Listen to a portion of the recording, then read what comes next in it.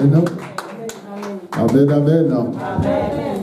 Nous bénissons notre Dieu et nous invitons les uns et les autres à continuer l'œuvre d'évangélisation. Amen. Nous évangélisons tantôt d'une manière, tantôt d'une autre. Le plus important, c'est que les âmes soient touchées et viennent à Christ. Amen. Nous allons partager dans la parole de Dieu le texte de Luc, chapitre 7, les versets 2 à 17.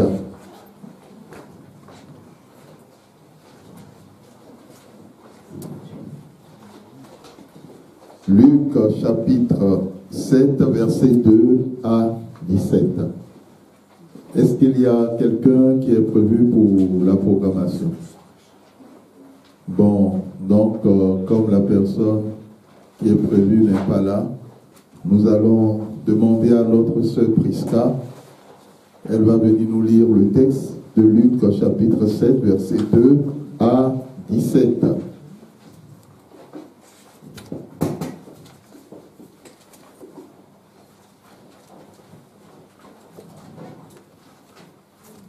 Comme les chrétiens de Béret, nous allons voir ce que la parole de Dieu nous dit, sachant que la parole de Dieu est aussi un miroir et que Dieu nous enseigne au travers de sa parole. Écoutons la parole de Dieu dans Luc, chapitre Évangile selon Luc, le chapitre 7, le verset 2 au verset 17.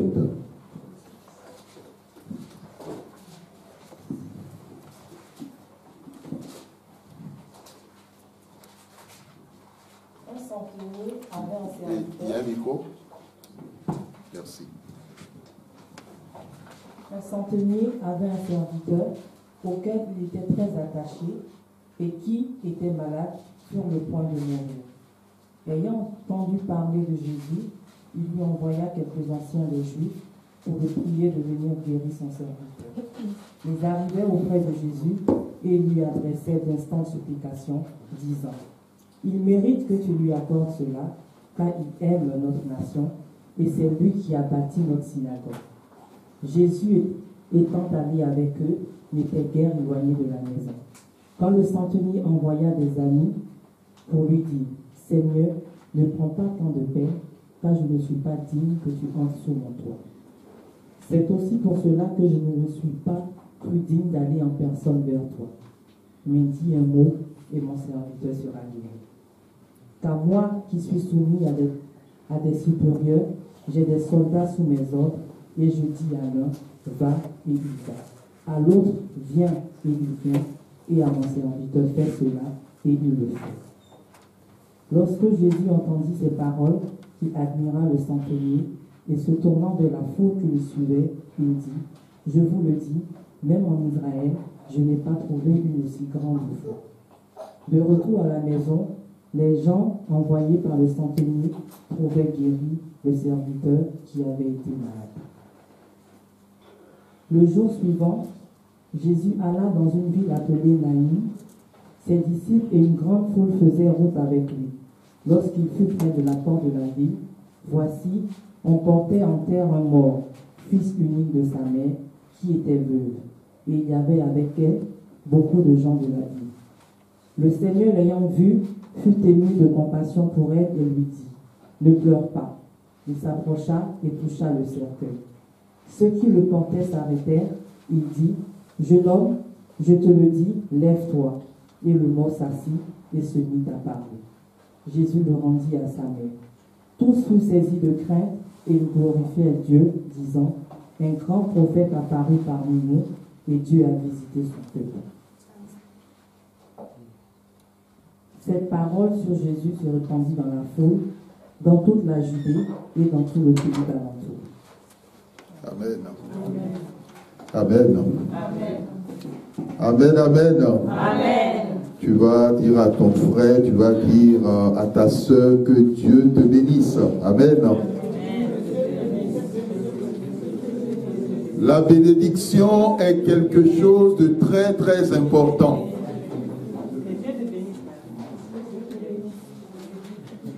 Nous aimons et nous aimerions être tout le temps dans la bénédiction.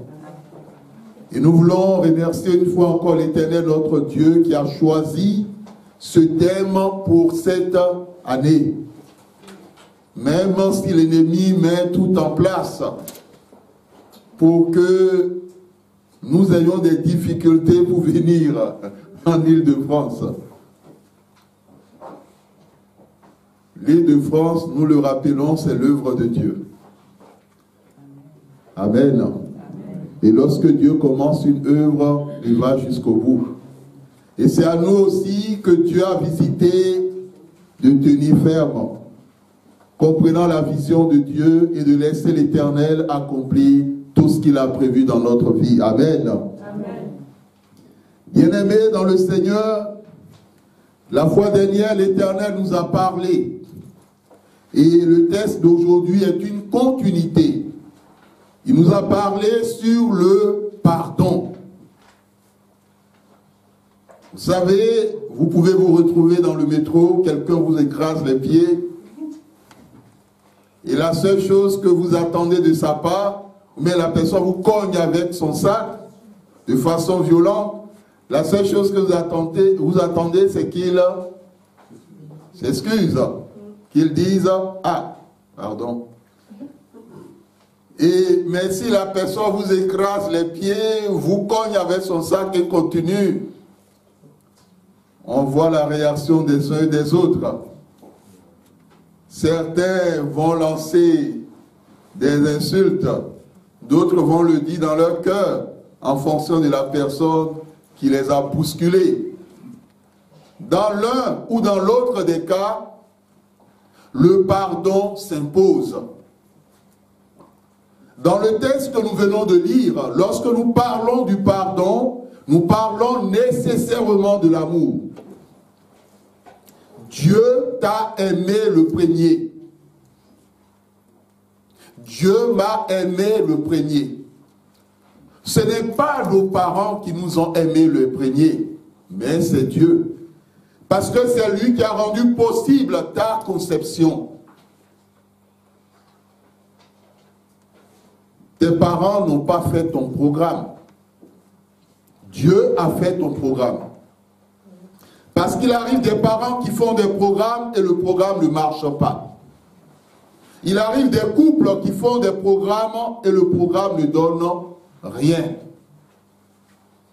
Donc, lorsque tu es dans ce monde, c'est une grâce du Dieu Tout-Puissant. Et chaque fois, quand tu te réveilles, tu dois lui dire merci. Mon frère, ma soeur, le pardon est essentiel. Pardonner, nous a dit Jésus-Christ, de tout son cœur. Parce que l'autre dimension de la parabole du serviteur impitoyable, c'est de comprendre que celui à qui tu dois quelque chose, parce que ne pas pardonner à celui qui t'a fait du mal, tu te retrouves endetté. Non seulement endetté vis-à-vis de la personne, mais vis-à-vis de Dieu. Donc ne pense pas que c'est celui qui t'a fait du mal qui a une dette vis-à-vis de toi. C'est d'abord toi qui as une dette vis-à-vis de lui. Et lui, en retour, il a une dette vis-à-vis de toi et vis-à-vis de Dieu. Vous, les deux, vous avez une dette vis-à-vis de Dieu. Et cette dette doit être remboursée intégralement. D'où le pardon de tout son cœur. Alors le Seigneur Jésus veut nous enseigner qu'il peut nous arriver de pardonner, mais sans que la dette ne soit rendue intégralement. Lorsque la dette est rendue intégralement, nous sommes dans la logique de pardonner de tout son cœur. Parce qu'on peut pardonner de la bouche, on peut pardonner du regard, on peut pardonner en utilisant des mots. Il y a certaines personnes, ils ont du mal à dire pardon, même lorsqu'ils ont tort.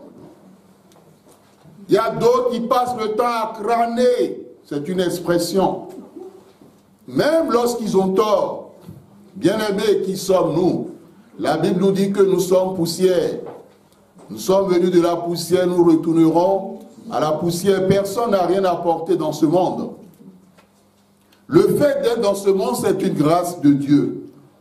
Donc, n'oublie pas, lorsque tu as une dette vis-à-vis d'une personne qui t'a fait du mal, il faut que tu règles la dette devant le trône du roi des rois, du Seigneur des seigneurs.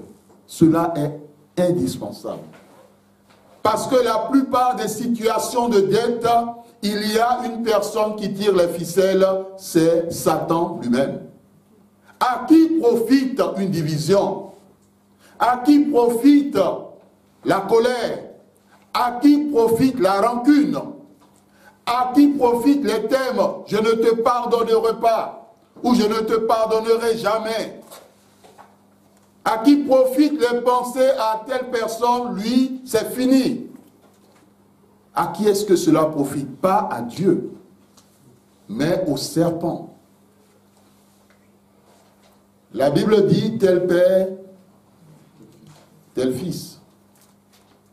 Et comme Dieu n'a pas seulement des fils, il a aussi des filles, tel père, telle fille. Nous sommes enfants de Dieu.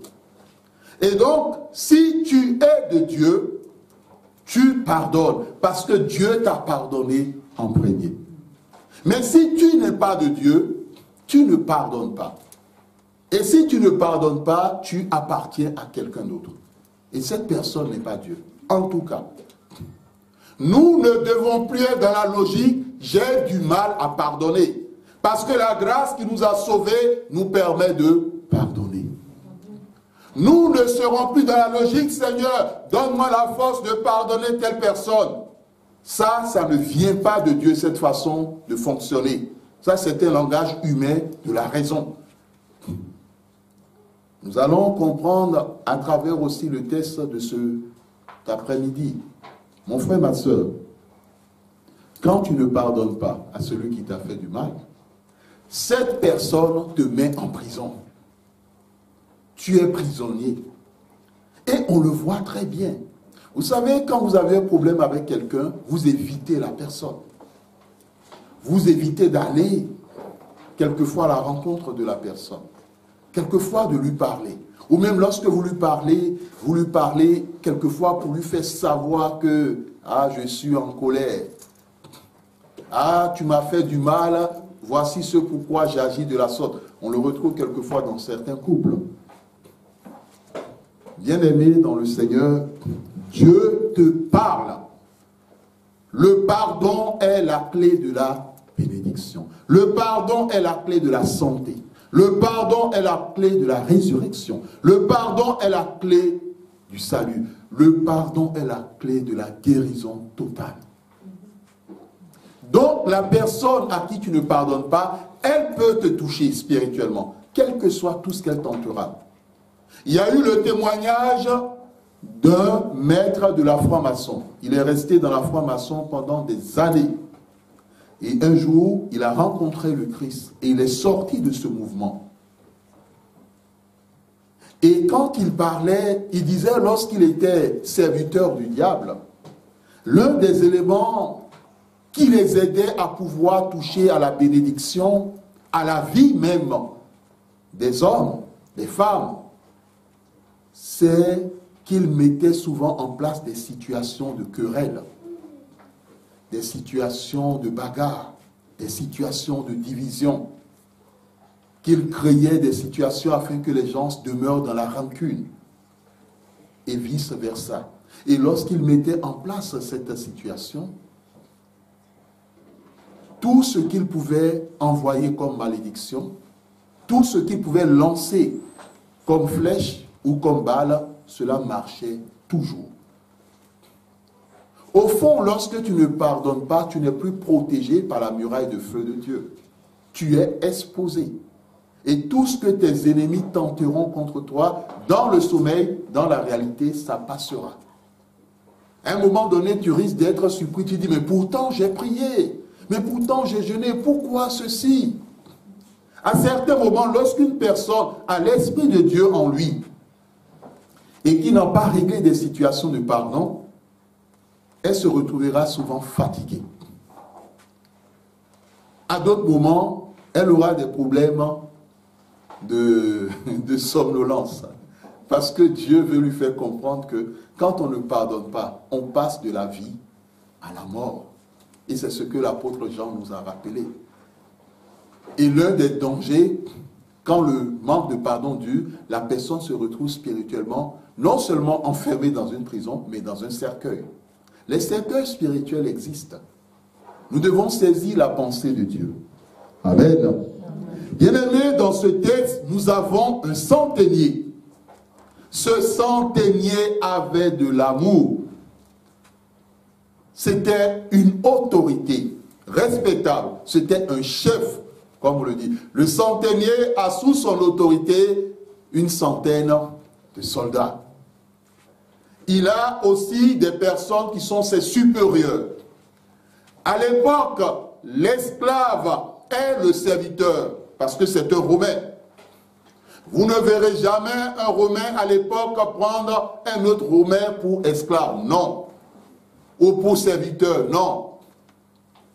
Parce que le Romain, c'est le citoyen. Alors, le serviteur qui est malade est un esclave. Ce centenier pouvait se dire, ben, d'abord, il n'est pas de mon rang, ce serviteur. C'est un esclave. Qu'il meure, je choisirai un autre esclave. Les esclaves, il y en a toujours. Et de par son rang, le problème ne se pose pas. Mais, ce qui est paradoxal, un chef accepte de se battre pour un esclave, pour un serviteur. Il ne peut le faire que s'il a de l'amour pour ce serviteur. Bien-aimé, quelle que soit ta position sociale, que ce soit dans l'église, que ce soit dans la société, comprends une chose, il faut aimer. Deuxièmement, il faut être humble. Ce centenier était si humble qu'il est allé voir des anciens juifs pour leur dire, vraiment, j'ai entendu parler de Jésus. À l'époque, entendre parler de Jésus, c'est quelque chose de merveilleux. Et aujourd'hui encore, quand nous savons le Christ que nous avons accepté, mon frère, ma soeur, la façon dont nous devons le servir, nous devons l'aimer, nous attacher à lui, normalement devait changer. Il a entendu parler, c'est un païen, ce n'est pas un chrétien. Il a entendu parler de Jésus. Il a entendu parler de Jésus en bien. Et chacun de nous, nous avons entendu parler de Jésus en bien. Mon frère, ma soeur, il est à cause d'un seul serviteur, il a rencontré plusieurs anciens juifs. La Bible dit quelques anciens, donc pas un ancien.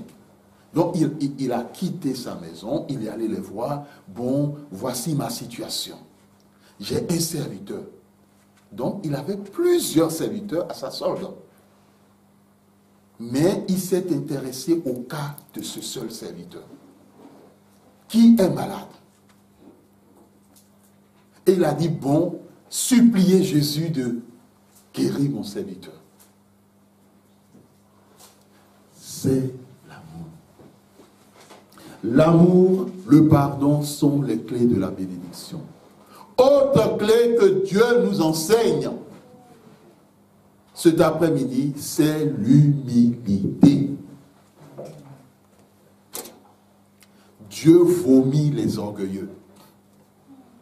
Vous savez, ne dites pas à un orgueilleux qu'il est orgueilleux. Il va vous regarder avec tous les yeux de la colère. Je ne sais pas si vous avez déjà tenté cela une fois. Et puis aussi, ça dépend de la façon dont vous le dites. Si vous le dites avec douceur et avec le sourire, la personne, il va se calmer un peu, même si dans son cœur, il n'est pas content. Mais si vous le dites avec toute la force possible, et toi, tu es un orgueilleux.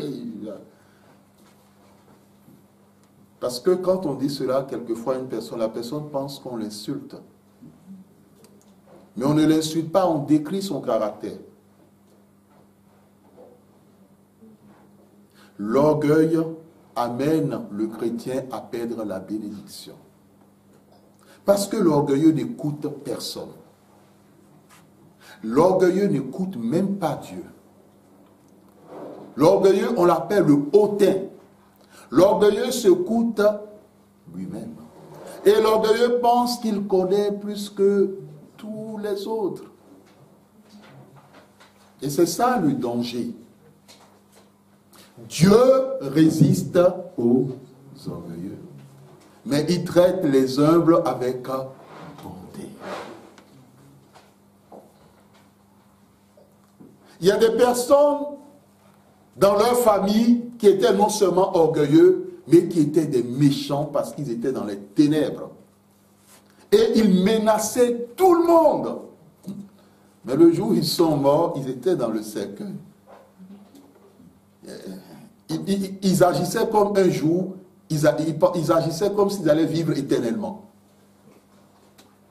Personne ne vit éternellement, sauf Dieu, sauf le Christ, et sauf ceux-là qui sont enfants de Dieu, parce que Jésus dit, lorsqu'ils meurent, ils ne sont pas morts. Ils passent de la mort à la vie. Il y a une personne dans l'histoire qui avait une immensité de gloire, de richesse, une position que personne n'avait. On l'appelait Lucifer. Sa position était de trôner au-dessus du trône de Dieu et d'éclairer toute la présence de Dieu de sa lumière. Jusqu'au jour où monsieur s'est dit, mais il est au-dessus de Dieu. Hein? Ce n'est pas parce que, ce pourquoi on dit, ce n'est pas parce qu'une personne est élancée et que l'autre est courte, que la personne qui est élancée est le plus fort. Ce n'est pas parce que tu vois une personne qui est mince et que l'autre a tous les muscles sortants qu'il est le plus fort. Non. La Bible dit que Dieu ne fait acception de personne. L'orgueil l'a amené, il avait une position au-dessus de tous les anges. Mais son orgueil l'a amené à perdre cette position. Il a perdu cette bénédiction que Dieu lui a donnée. Et finalement, il s'est retrouvé dans la poussière, à terre. La Bible dit, il a chuté. Le diable a chuté. Comme le dit ce chanteur ivoirien, le diable est tombé. Il est tombé, il a tout perdu. On l'a dépouillé. Prenez le cas d'un général. Vous savez, un général ou les généraux n'ont pas seulement les barrettes ici. Hein. Quand vous voyez leur poitrine, il y a vraiment...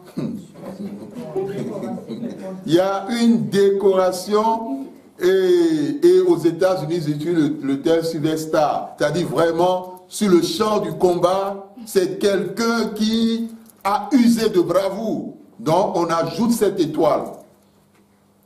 Le jour où on le dégrade, on lui enlève tout. On coupe, on arrache.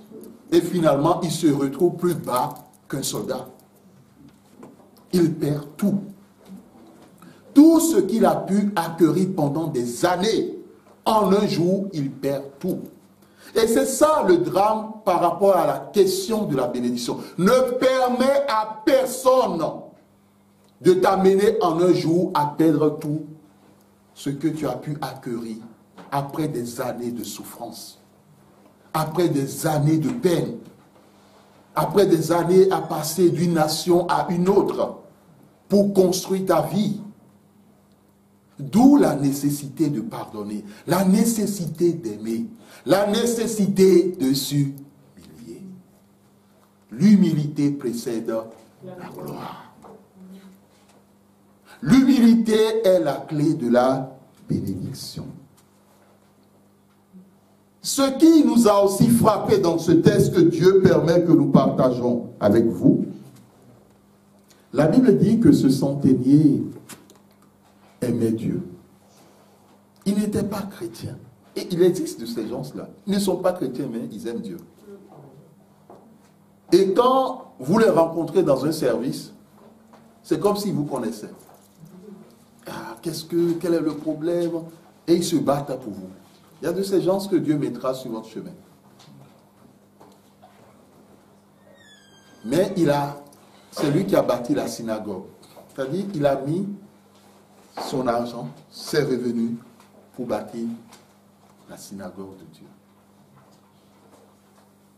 Bien-aimé dans le Seigneur, quand Jésus a entendu toutes ces choses, il se dit, mais cet homme, il y a quelque chose de bon dans son cœur.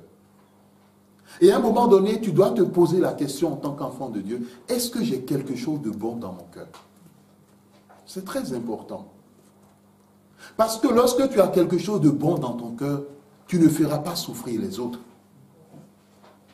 Tu n'écraseras pas les autres, mais tu les protégeras. Mon frère, ma soeur, Jésus a été frappé par une parole. Le centenier dit, tu n'es pas digne d'entrer dans ma maison. Moi-même, je voulais venir, mais je ne suis pas digne même de te rencontrer.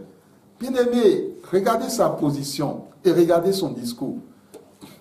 Il y a des gens, en fonction de leur position, ils vous montrent que ça c'est ma position. Amen. Quand vous trouvez, ça n'existe pas dans la Bible, hein. Quand vous trouvez un super apôtre, j'en ai déjà entendu parler. Vraiment, le super apôtre vous montrera qu'il est super. C'est-à-dire au-dessus de tout. Dans l'attitude, dans les propos. Et le super apôtre, on ne vient pas devant ce super apôtre, on ne vient pas devant lui debout. Hein. Ah non. Quand vous venez le voir pour quelque chose, vous savez comment ça se passe? Quelqu'un peut deviner? À genoux. C'est pas quoi. Ça se passe dans ce monde. Et dans certaines communautés. C'est à genoux qu'on va. Et c'est à genoux qu'on reste pour parler, pour dire ce qu'on a dit. Et pour te dire, tu peux y aller, on fait on te le dit par un coup d'œil, ou bien par la main. On ne te parle pas. Bien-aimé dans le Seigneur, Jésus dit ceci. Il n'a pas vu une pareille foi. Pourquoi il le dit? Parce que le centenier qui n'est pas un croyant a dit une parole profonde. Je le disais tantôt. Il dit au Seigneur Jésus, dis seulement, dis un mot, et mon serviteur sera guéri. Bien-aimé, ce n'est pas un chrétien qui parle. Ce n'est pas un croyant qui parle. C'est un athée. C'est un idolâtre. Mais il avait cette foi en lui, que si Jésus dit un mot, pas deux mots, hein. Il y a certaines personnes, quand on leur dit de dire un mot, ils vont vous sortir trois mots. Dis un mot. Un mot. L'habit. Non, l'habit, ce n'est pas un mot. Ça fait deux. Amour, un mot. Foi, un mot. Pardon, un mot. Bénédiction. Vous savez, quand on dit bénédiction, tout le monde est heureux. On voit ça sur le visage. Amen. Dis un mot et mon serviteur sera guéri. Bien-aimé, c'est quelqu'un qui est un incroyant qui dit cette parole. Elle est profonde. Et c'est ce message que Dieu est venu t'annoncer cet après-midi. Dans ta relation avec lui, dis-lui seulement de dire un mot et que quelque chose se passe dans ta vie. Vous voyez, le centenier met sa foi en action. Il ne dit pas, dis seulement un mot. Il dit, dis un mot et lui-même, il complète la suite. Et mon serviteur sera guéri. Il avait cette certitude dans son cœur que quelque chose allait se passer. Quand tu pries, dans quelle attitude es-tu? Est-ce que c'est dans l'attitude de ce serviteur? Seigneur, dis un mot et telle chose s'accomplira dans ma vie. Ou bien tu es dans l'attitude, Seigneur, exauce-moi. Et dans ton cœur, tu te dis, est-ce que j'aurai ça maintenant? Non, non, non. Quand tu demandes, tu reçois. Quiconque demande, la parole de Dieu est fidèle. Amen. Amen. Le deuxième élément qui est très important dans ce texte que nous avons lu, c'est l'histoire de cette femme veuve qui avait un jeune garçon, le seul, unique. Et la Bible nous dit quelque chose s'est passé. Mon frère, ma soeur, nous l'avons déjà dit, quand vous êtes confronté à une situation, les ministres de Dieu sont là. Quand vous appelez, laissez le message pour dire qu'il y a telle situation. Mais il est vrai que depuis que nous avons, surtout moi, je parle de mon cas, depuis que j'ai quitté la Guadeloupe, il y a la situation du décalage horaire que je suis en train de récupérer. Cette histoire n'est pas quelque chose de facile. Parce qu'il y a une fatigue qui ne dit pas son nom, qui se tend sur des semaines. Et pour récupérer, revenir, ce n'est pas évident. Pour les éléments très importants, envoyez un SMS. Envoyez un SMS. Amen. Bien-aimés, ce qui est merveilleux, c'est qu'il y avait une foule qui faisait route avec cette femme. Cela veut dire que cette femme aussi avait un trait de caractère qui était bon. Amen. Bien-aimés, si elle était méchante, vous ne verrez pas grand monde derrière elle. Derrière elle, vous ne verrez pas. Vous ne verrez pas. Quand quelqu'un est méchant, quand quelque chose lui arrive, les gens diront, certains disent, c'est bien fait. Certains disent, ah, il pensait quoi? Certains disent, moi, j'irai jamais à cet enterrement. Dans l'un ou dans l'autre des cas, l'enfant ne vivait plus. Beaucoup de personnes de la ville étaient avec elle. Donc, au fond, c'est ça l'attitude. Elle devait être aussi humble. On retrouve les traits caractéristiques dans l'un ou dans l'autre des cas. La Bible dit au verset 13, « Le Seigneur Jésus l'ayant vue, fut ému de compassion pour elle. Vous ne pouvez pas, nous ne pouvons pas accomplir l'œuvre de Dieu si nous n'avons pas la compassion dans notre cœur. Ce n'est pas possible. Quand tu as la compassion, tu peux pardonner. Mais si tu n'as pas la compassion, tu ne pardonneras pas. Alors, s'il y a des gens qui prient et demandent à Dieu, « Seigneur, donne-moi la force de pardonner à telle personne », qu'ils demandent à Dieu de leur donner la compassion. Voici la solution, la compassion. La compassion, mais la compassion selon Dieu, parce que la fausse compassion existe. La fausse compassion, c'est lorsque tu attends ton bus, ou tu attends ton RER, ou bien tu attends ton métro, et quelqu'un vient pour dire, ah, et la personne, ou un vieillard, ah, aide-moi à mettre le bagage dans le métro, ou bien est-ce que tu as quelque chose à me donner? Et nous-mêmes on dira, on nous a enseigné la compassion, il faut que j'aide cette mémé, ou bien il faut que je donne cet argent. C'est pas ce que nous disons. Hein. Si tu ne sais pas comment donner, il y a la caisse sociale qui est au fond. Parce que dans l'église de Dieu, il y a des personnes qui ont besoin aussi d'être soutenues. Parce que tous ceux que vous rencontrez, aide-moi à transporter, ce ne sont pas des humains. Hein? Donne-moi telle chose, ce ne sont pas des humains. Surtout si vous êtes enfant de Dieu, vous devez faire très attention. Il y a une sœur en Christ, qui, une fois, elle voulait traverser la route. Et il y avait elle ne sait même pas d'où est sortie la mémé. Et la mémé avait son petit bois. Et, ma fille, ma fille, aide-moi à traverser. Et il fallait voir toute la peine dans les yeux de la mémé, comme si elle voulait pleurer.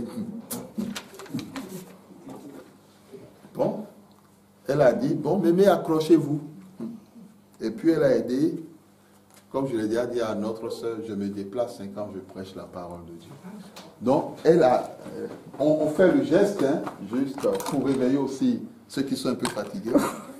Donc, elle a aidé la mémé, et donc, ils ont traversé la route. Mais donc, elle s'est, donc, disons, la mémé était là, donc, elle se tournait pour dire, bon, mémé, c'est bon. Elle s'est retournée, il n'y avait plus personne. Il n'y avait plus de mémé. La personne avait disparu. La personne avait disparu. J'ai déjà donné mes cas personnels 2 fois de suite quand j'étais venu dans cette nation. Sachez une chose, la sorcellerie est bien assise en Occident qu'en Afrique. En Afrique, c'est rien du tout. Que personne ne vous trompe. En Occident, cela est systématisé. C'est-à-dire, vous ne saurez même pas que vous avez affaire à un sorcier, ni que le sorcier est en train de mettre en place un procédé. J'ai déjà donné ce témoignage. Comment est-ce qu'en Occident, quand ils ont cherché à nuire à l'enfant d'un Alsacien, quand ils ont mis en place leur projet, il avait été transformé en quoi? En poisson surgelé. Spirituellement, ils l'ont transformé en poisson surgelé, dont il était dans les bacs dans un supermarché. Il suffisait que quelqu'un achète le poisson, prépare et mange, et que le jeune homme meure. Amen. Je ne vous ai pas dit de ne plus acheter des poissons surgelés. Il y a des gens qui me regardent. Non, bien aimé, quand tu vas au supermarché pour acheter, quel que soit le magasin, prie. Mon frère, ma soeur, prie. Parce que tu ne sais pas tout ce que tu achètes. Il y a certains, Dieu les aime, parce que quand ils préparent l'aliment, ils mangent, après ils ont la diarrhée. Parce que ça ne peut pas rester. Dieu ne permet pas que ça reste. Et quand il y a la diarrhée, c'est que Dieu est en train de détruire. L'Esprit de Dieu qui est en toi ne permet pas que ce que tu as mangé reste. Parce que ce que tu as mangé n'est pas bon pour toi. N'est pas bon pour toi. Et d'autres, c'est les maux de ventre, et quand ils boivent l'huile d'onction, ça finit aux toilettes. Il faut prier. Ce n'est pas tout ce qui est dans les bacs qui sont des choses naturelles. Amen. Amen. Ne regrette pas d'avoir mangé. Il faut manger pour vivre. Amen. Mais il faut laisser le Saint-Esprit te conduire. Bien-aimé dans le Seigneur, lorsque Jésus a vu l'état de cette femme, la première chose que Jésus a fait, qu'il a fait plutôt, ce n'est pas on va prier. Vous savez, quand vous avez en face de vous quelqu'un qui est abattu, qui est découragé, encouragez d'abord la personne. C'est ce pourquoi de temps en temps, nous encourageons, et c'est de notre devoir d'encourager ceux qui se déplacent pour accomplir l'œuvre de Dieu au travers des cellules de prière. Que nous encourageons le groupe de louanges, que nous encourageons ceux qui font la lecture, parce qu'ils font l'œuvre de Dieu. Et ils savent qu'ils ne font pas pour un homme, ils savent qu'ils le font pour Dieu. Bien-aimé, Jésus a dit, ne pleure pas. Donc quand quelqu'un est dans l'abattement, dites une parole de consolation. Dites une parole d'encouragement. Dites une parole de réconfort. Dites une parole de vie. N'enfoncez pas encore plus la personne, parce que là, ça devient difficile. Quand quelqu'un fait quelque chose qui n'est pas bon, quand vous lui avez dit, ah, ce que tu as fait n'est pas bon, il faut lui dire, bon, qu'est-ce qu'il faut faire pour que ça ne se répète plus? Mais en tout cas, il faut qu'une solution soit trouvée. Vous savez, dans la main de Dieu, il y a le bâton de la justice et il y a le bâton de l'amour. Mais dans la justice de Dieu, il y a l'amour. Parce que le mot hébreu pour désigner la justice, c'est le mot Sédèque.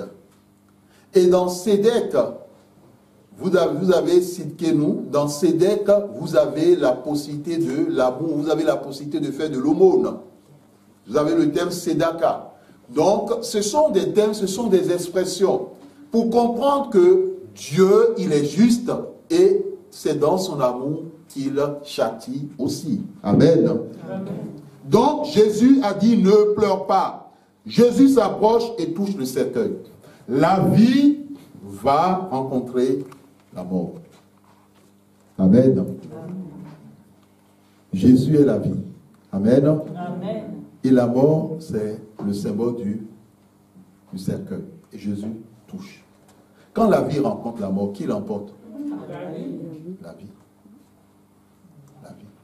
Donc Jésus a réglé le problème de la mort. D'abord en touchant, en imposant les mains. Et après avoir imposé les mains, ceux qui portaient le cercueil s'arrêtèrent. Et Jésus dit au jeune homme, je te le dis, lève-toi, verset 15, et le mort s'assit et se mit à parler. Est-ce qu'on peut acclamer le Seigneur?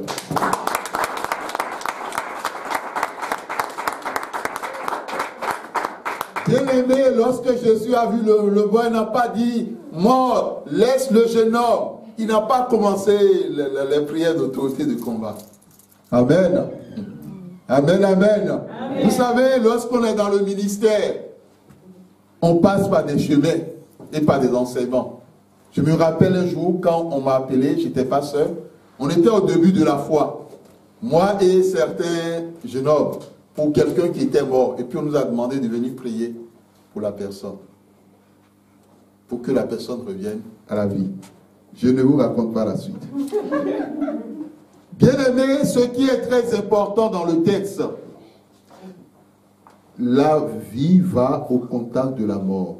Jésus impose les mains et il parle à la personne. Donc, dans le cadre de l'œuvre de Dieu, parlez à la personne. Ne parlez pas à la situation. Parlez à la personne. Mais lorsque vous priez, parlez à la situation. Première chose, dis un mot. Si quelqu'un n'est pas encore marié, il dira, Seigneur, dis un mot et je me marierai. Dis un mot. Si quelqu'un est malade, dis un mot et je serai guéri. Si quelqu'un est pauvre, mais les enfants de Dieu sont des riches, dis un mot, très riche. Très riche. Plus que Crésus. Dis un mot. Voici le premier message. Nos prières doivent changer. Il faut que dans nos prières, nous manifestons la foi active, la foi agissante. C'est très important. La deuxième chose, l'imposition des mains. Jésus a imposé les mains. Jésus a dit, tous ceux qui croiront en son nom dans Marc 16, ils feront quoi? Ils imposeront les mains aux malades et les malades seront guéris. Donc, l'imposition des mains a été donnée à tout enfant de Dieu. Il est vrai que cela diffère du don d'imposition des mains. Mais par ton imposition des mains, tu peux imposer les mains. Si tu n'es pas encore marié, tu peux imposer les mains à ton mariage. Tu vas dire, mon mariage, je t'impose les mains. Amen. Amen. Je ne demande pas aux gens d'imposer les mains dans la prière, même si leur femme n'est pas là, sur leur femme en disant pour qu'elle écoute tout ce que je dis. C'est pas ça, hein? Ne détournez pas la parole de Dieu. Amen. Amen. Imposer les mains à ton travail.